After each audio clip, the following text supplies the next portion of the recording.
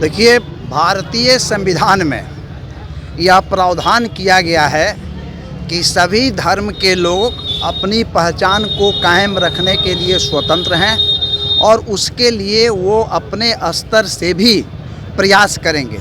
लेकिन अभी जो वक्फ कानून जो पास हुआ, यह निश्चित रूप से भारतीय संविधान की अवहेलना है। भारतीय संविधान के प्रावधानों को ताक पर रख करके यह सरकार जबरन जो है इस देश के एक हिस्से को वो पायबंद करना चाहती है। इसलिए यह कानून कहीं से भी भारतीय संविधान और भारतीय लोकतंत्र के हित में नहीं है। इससे समाज में द्वेष बढ़ेगा, नफरत की भावना बढ़ेगी।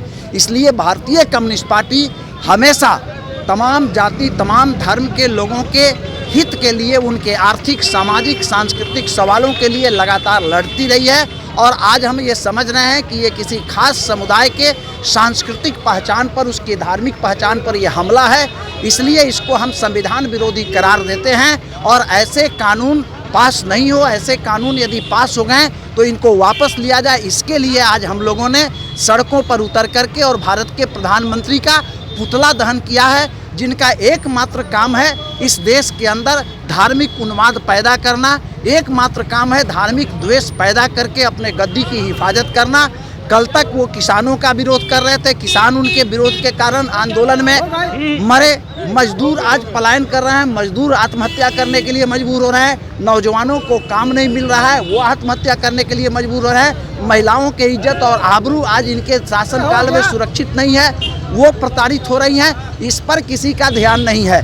लेकिन समाज में इन तमाम बातों पर ध्यान भटकाने के लिए ऐसे ऐसे कानून और ऐसे ऐसे विधेयक सदन में लाए जा रहे हैं ताकि लोगों के बीच हिंदू और मुसलमान का नफरत पैदा करके और बहुसंख्यक आबादी को अंधविश्वासी बना करके अपने सत्ता की हिफाजत की जाए। इसलिए भारतीय कम्युनिस्ट पार्टी इस अंधविश्वास के खिलाफ और ऐसे अंधविश्वास पैदा करके अपनी सत्ता की हिफाजत करने वाले प्रधानमंत्री के खिलाफ सड़कों पर उतरी है। आज उनका हम पुतला दहन किए हैं और आने वाले दिनों में इस आंदोलन को और तेज करेंगे।